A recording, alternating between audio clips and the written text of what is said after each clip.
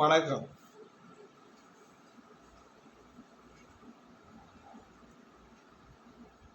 நவக்கரங்களுடைய வழிபடக்கூடிய கோயில்களை பற்றி இங்கே நாம் விளக்க இருக்கின்றோம். சூரிய பகவானுக்குரிய ஆலயம் ஆடுதுறை, கும்பகோணத்திற்கு அருகிலே இருக்கக்கூடிய ஆடுதுறை என்ற ஆலயத்தில் அங்கு சூரியனார் கோயில் இருக்கிறது.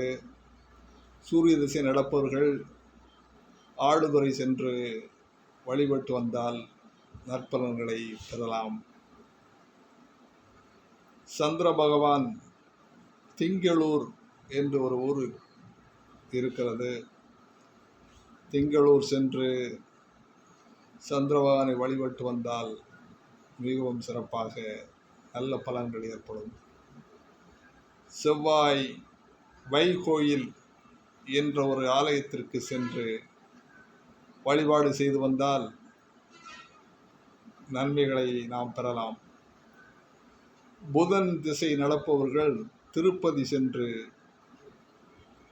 வழிபாடு செய்து வந்தார்கள் என்றால் மிகவும் நல்ல பலன்களை பெற்று வாழ்வில் பெறலாம்.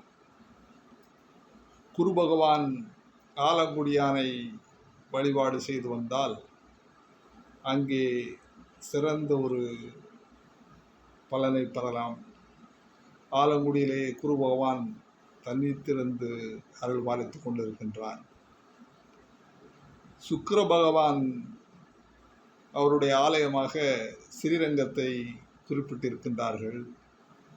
சுக்கிரதசை நடப்பவர்கள் ஸ்ரீரங்கம் சென்று வழிபாடு செய்து வந்தால் வாழ்வில் வளம் பெறலாம் என்று கூறப்பட்டிருக்கின்றது. சனி திசை நடப்பவர்கள் திருநள்ளாறு சென்று தர்ப்பண ஈஸ்வரரை வழிபட்டுவிட்டு சனீஸ்வரனை வழிபாடு செய்து வந்தால் மிகவும் நன்மைகள் ஏற்படும் என்று கூறப்பட்டிருக்கின்றது. ராகு பகவான் திருக்காளகஸ்தி, இந்த ராகுனுடைய ஸ்தலம் ஆகும். அங்கு சென்று வழிபடுவது சிறப்பாக கருதப்படுகின்றது. கேது பகவானுக்கும் திருக்காளகஸ்தி தான் ஒரு பரிகார ஸ்தலமாக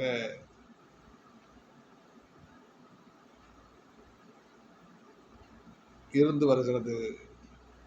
இத்திசை நடப்பவர்கள் திருக்காளகஸ்தி சென்று காளகஸ்திநாதரை வழிபாடு செய்து பயன்பெற வேண்டும் என்று கேட்டுக்கொள்கிறேன்.